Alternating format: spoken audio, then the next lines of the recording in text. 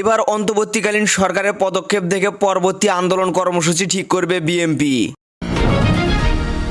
রাজধানী ঢাকায় বিএনপি নেতাকে প্রকাশ্য গুলি করে হত্যা, জানাবো বিস্তারিত। এরপর জানিয়ে দেব অন্তর্বর্তীকালীন সরকারের সংকট কাটলো নাকি নতুন চ্যালেঞ্জ তৈরি হলো। সংবাদ মাধ্যম আল জাজিরার বিশেষ প্রতিবেদন, বাংলাদেশ প্রশাসনের ভবিষ্যৎ কেন অনিশ্চিত, বললেন ডক্টর মোহাম্মদ ইউনূস।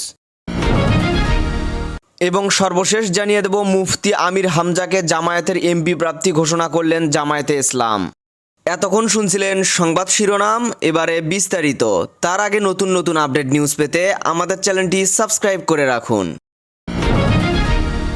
বিদ্যমান ঘোলাটে রাজনীতি পরিস্থিতিতে প্রধান উপদেষ্টা ডক্টর মোহাম্মদ ইউনূসের সঙ্গে বৈঠকের ফল নিয়ে খুব একটা সন্তুষ্ট নয় বিএনপি। আগামী ডিসেম্বরের মধ্যে জাতীয় নির্বাচন অনুষ্ঠানের দাবি জানালেও প্রধান উপদেষ্টার কাছ থেকে এ ব্যাপারে কোনো আশ্বাস পায়নি দলটি। বিএনপি এই প্রসঙ্গটি উপস্থাপন করলে প্রধান উপদেষ্টা তার আগের অবস্থানেতেই পূর্ণ ব্যক্ত করে বলেন আগামী ডিসেম্বর থেকে পরবর্তী জুনের মধ্যে নির্বাচন হবে। এমনকি আগামী জানুয়ারি কিংবা ফেব্রুয়ারিতে নির্বাচন সম্ভব কিনা সে বিষয়েও সরকার প্রধানের কাছ থেকে কোনো ইঙ্গিত পায়নি দলটি।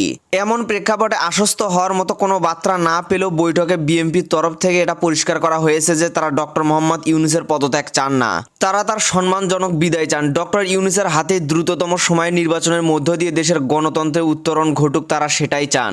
জানা গেছে বিদ্যমান পরিস্থিতিতে রাজনৈতিক দলগুলোর সঙ্গে প্রধান উপদেষ্টার চলমান বৈঠক শেষে নির্বাচনের সুনির্দিষ্ট রোডম্যাপ ইস্যুতে সরকারের তরফ থেকে কি পদক্ষেপ নেওয়া হয় সেটা দেখে পরবর্তী করণীয় নির্ধারণ করবে বিএনপি।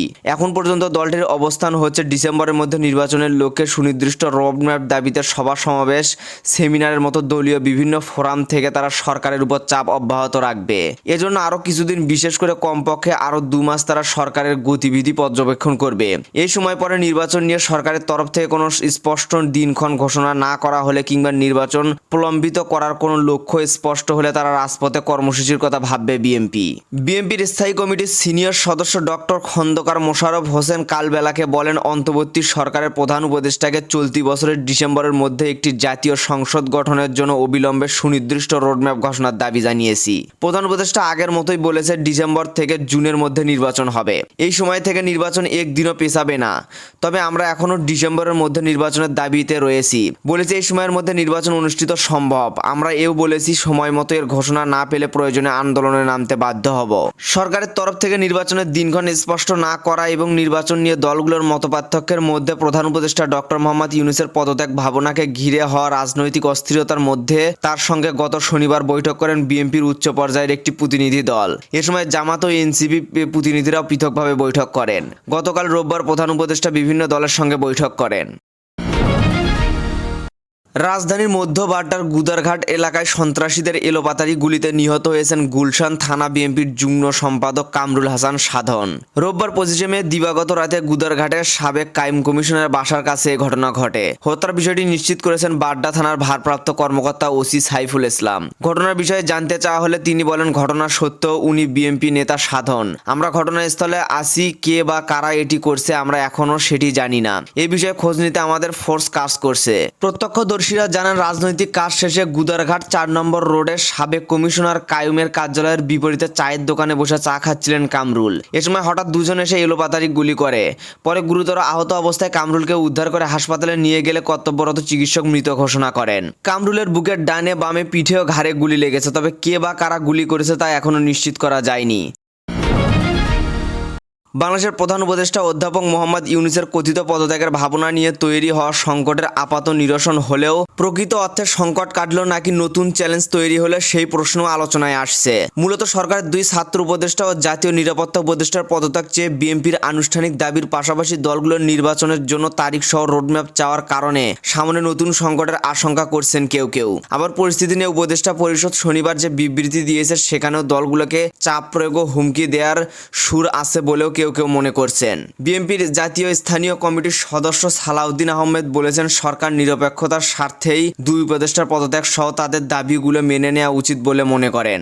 অন্যদিকে নতুন দল এনসিপির সিনিয়র যুগ্ম আহ্বায়ক আরিফুল ইসলাম দাবি করেছেন পদত্যাগজনিত সংকটের নিরসন হয়েছে, কিন্তু বিএনপির নতুন শর্তের কারণেই সংকটের সম্ভাবনা থেকেই যাচ্ছে। এদিকে নির্দিষ্ট সময়ে নির্বাচনের দাবি করা কি মহাপাপ, এমন প্রশ্ন তুলে বিএনপির সিনিয়র যুগ্ম মহাসচিব রুহুল কবির রিজভী বলেছেন এই নির্বাচন নির্বাচন নিয়ে গড়িমসি করা হচ্ছে কেন?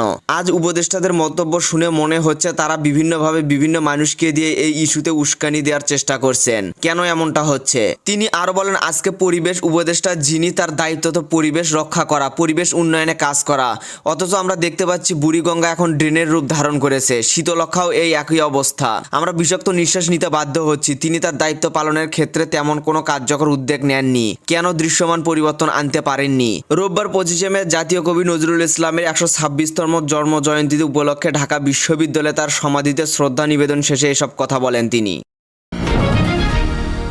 গত 20শে মে আইন শৃঙ্খলা পরিস্থিতি নিয়ে দেশের 3 বাহিনীর সঙ্গে রুদ্ধদ্বার বৈঠক করে অন্তর্বর্তীকালীন সরকারের প্রধান উপদেষ্টা ডক্টর মোহাম্মদ ইউনূস। এই বৈঠকে এমন এক সময় হয়েছে যখন ঢাকায় ক্ষমতার দ্বন্দ্ব তীব্রতর হচ্ছে বলে সরকারের একাধিক কর্মকর্তা আল জাজিরাকে জানিয়েছে। এ ঘটনাকে দেশের সামাজিক ও মূলধারার গণমাধ্যমে অন্তর্বর্তী প্রশাসন এবং সশস্ত্র বাহিনীর মধ্যে এক ধরনের স্নায়ুযুদ্ধ হিসেবে উপস্থাপন করা হচ্ছে। এই টানাপোড়েন এখন ইউনূসের ভূমিকার ভবিষ্যৎকে হুমকির মুখে ফেলেছে। 2024 সালের আগস্টে গণঅভ্যুত্থানে ক্ষমতা ছেড়ে ভারত পালিয়ে যান শেখ হাসিনা। তার বিরুদ্ধে বিচার বহির্ভূত হত্যাকাণ্ড ও গুমের ঘটনার সংকটের অভিযোগ উঠেছে। শেখ হাসিনা পালিয়ে যাওয়ায় দেশের সামরিক আইন শৃঙ্খলা ভেঙে পড়ে, পুলিশ বাহিনী দায়িত্ব পালন থেকে বিরত থাকে, বহু থানায় পুলিশ সদস্যরা অনুপস্থিত থাকেন ও জনশৃঙ্খলা ভেঙে পড়ে। এ অবস্থায় সেনাবাহিনী মোতায়েন অব্যাহত রাখার প্রয়োজনীয়তা দেখা দেয়। যদিও গত আগস্টের মাঝামাঝি পুলিশ আবার কার্যক্রম শুরু করেছে, তারপরও দেশে চলমান অস্থিরতার কারণে বেসামরিক ঐকমত্যের ভিত্তিতে সেনাবাহিনী উপস্থিত রাখা হয়েছে। বিশিষ্ট ইসলামী স্কলার, লেখক ও গবেষক মুফতি মাওলানা আমির হামজাকে আগামী সংসদ নির্বাচনে কুষ্টিয়া 3 সদর আসনে বাংলাদেশ জামায়াতে ইসলামীর এমপি প্রার্থী হিসেবে ঘোষণা করা হয়েছে। রোববার 25শে মে বিকেলে আব্দুল ওয়াহিদ অডিটোরিয়ামে কুষ্টিয়া জেলা জামায়াতের দায়িত্বশীল সমাবেশে কেন্দ্রীয় নির্বাহী সদস্য যশোর কুষ্টিয়া অঞ্চলের পরিচালক মোবারক হোসেন এই ঘোষণা দেন। এই অনুষ্ঠানের প্রধান অতিথি মোবারক হোসেন বলেন, আলহামদুলিল্লাহ, এই আসনের মধ্য দিয়ে বাংলাদেশ জামায়াতে ইসলামী 300 আসনের প্রায় অধিকাংশ আসনের প্রার্থী ঘোষণা করা হয়েছে। মোবারক হোসেন আরও বলেন, সংস্কার ও নির্বাচন প্রক্রিয়ার অগ্রগতি ছাড়া জামায়াতে ইসলামী কোনো নির্বাচন মেনে নেবে না। জামায়াতে ইসলামী 18 বা 24 সালের মতো নির্বাচন দেখতে চায় না উল্লেখ করে তিনি বলেন, আমাদের সবচেয়ে বড় চাওয়া একটি কেয়ারটেকার সরকারের মাধ্যমে যেন নির্বাচন সম্পূর্ণ হয়। মুফতি আমির হামজা সম্পর্কে মোবারক হোসেন বলেন, আমরা এই আসনে যে প্রার্থী আমির হামজা দিয়েছি তিনি শুধু দেশের মধ্যেই সীমাবদ্ধ নন, তিনি আন্তর্জাতিকভাবে একজন পরিচিত প্রার্থী। সুতরাং আমরা ধারণা করি আমাদের কাজ করতে আরো সহজ হবে। মোবারক হোসেন দেশের সার্বিক পরিস্থিতিতে উদ্বেগ প্রকাশ করে বলেন, নিজেদের মধ্যে কাদা ছড়াছড়ি করে দেশের জনগণকে বিভক্ত করা উচিত নয়। এতে দেশের স্থিতিশীলতা বিনষ্ট হয়, স্বার্থান্বেষী মহল সুযোগ পেয়ে যায়। তাই দেশের যে কোনো সংকট উত্তরণে জনগণকে ঐক্যবদ্ধ থাকতে হবে এবং সর্বোচ্চ ত্যাগ স্বীকার করতে হবে। এখন এই পর্যন্তই ছিল। পরবর্তী আপডেট নিউজ জানতে আমাদের চ্যানেলের সাথেই থাকুন। ধন্যবাদ।